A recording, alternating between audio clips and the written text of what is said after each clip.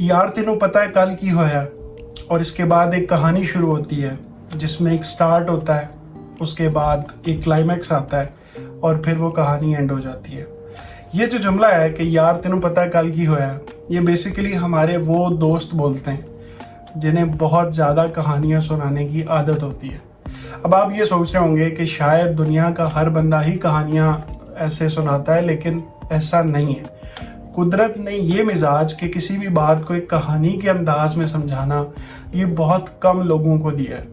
और हमारी जो 7वीं पर्सनालिटी टाइप है, जिसे हम कम्युनिकेटर्स कहते हैं, कम्युनिकेशन की स्ट्रेंथ, ये वो लोग होते हैं जो अपनी बात हमेशा एक कहानी से शुरुआत करेंगे उसकी, और उसके बाद एक पूरी रुदाद सुनाते हुए एंड पे जाके आपको बताएंगे कि मेन आइटम क्या थी, यानी मेन बात जो उन्होंने करनी थी वो क्या थी।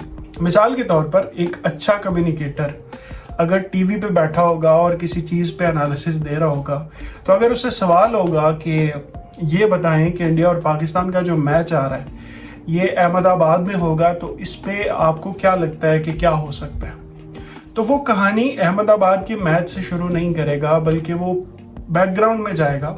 लास्ट टाइम जब टीम अहमदाबाद में खेली थी तो वो देखेगा कौन कौन से प्लेयर खेले थे। उसके बाद वो बताएगा जी लास्ट टाइम ऐसा हुआ था, इंडिया की वो स्ट्रॉन्ग पिच है, उस पे वो अच्छा खेलते हैं, तो पाकिस्तान के बाउलर्स को थोड़ी सी एक्स्ट्रा एफर्ट करनी पड़ेगी।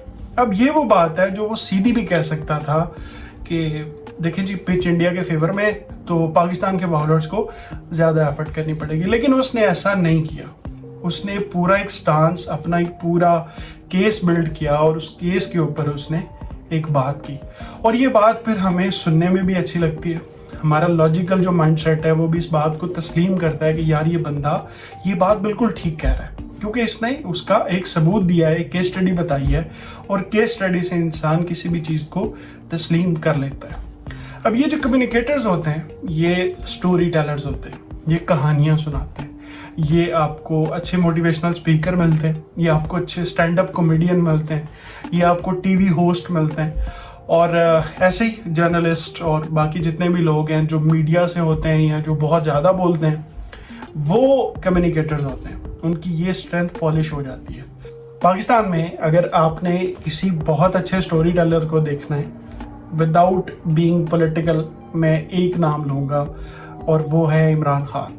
उसकी वजह ये है कि जो एक स्टेट्समैन होता है और जो उनका पास्ट एक्सपीरियंस है, जितना भी वो क्रिकेट का एंड सो ऑन, उन्होंने खुद को बहुत ज़्यादा इम्प्रूव किया, और नेचुरली उनकी जो पर्सनालिटी है उसके अंदर आपको वो कम्युनिकेशन का जो फैक्टर है वो मिलता है। और वो इसलिए मिलता है क्योंकि वो जब बात करते हैं तो आपने अक्सर उनके कुछ जुमले सुने होंगे, जब मैं क्रिकेट खेलता था, जब मैंने शौकत खानम बनाया, जब मैंने नवल बनाई, जब मैं गवर्नमेंट में आया। तो अब ये वो जुमले हैं जो उस बात को सेकंड कर रहे हैं जो मैं पहले आपसे कर रहा था कि ये बात आज से शुरू नहीं करेंगे, ये पास्ट से बात शुरू करेंगे, कहानी सुनाएंगे। और इमरान खान साहब ज़्यादातर कहानियाँ अपनी ज़ात की सुनाते हैं। सो कहानी तो मौजूद है और वो इस कहानी को ऐसा इस अंदाज में सुनाते हैं कि सुनने वाला एंजॉय करता है। अगर आप उनकी बातों पर गौर करें तो उनकी बातें कुछ चंद ऐसी चीज़ें हैं जिनके इर्द गिर्द घूमती हैं, जैसे करप्शन, जैसे उनकी अपनी स्टोरी, और जैसे गवर्नमेंट। लेकिन उन्होंने इन बातों को इतनी दफ़ा रिपीट किया है कि अगर कोई बंदा स्टोरी टेलर ना हो तो वो बोर हो जाए। लेकिन एक ही बात को 10-15 दफ़ा करना और उसके बावजूद भी उस बात में एक इंस्पिरेशन बाकी रहना, ये एक अच्छे स्टोरी टेलर का खासा होती है ये बात।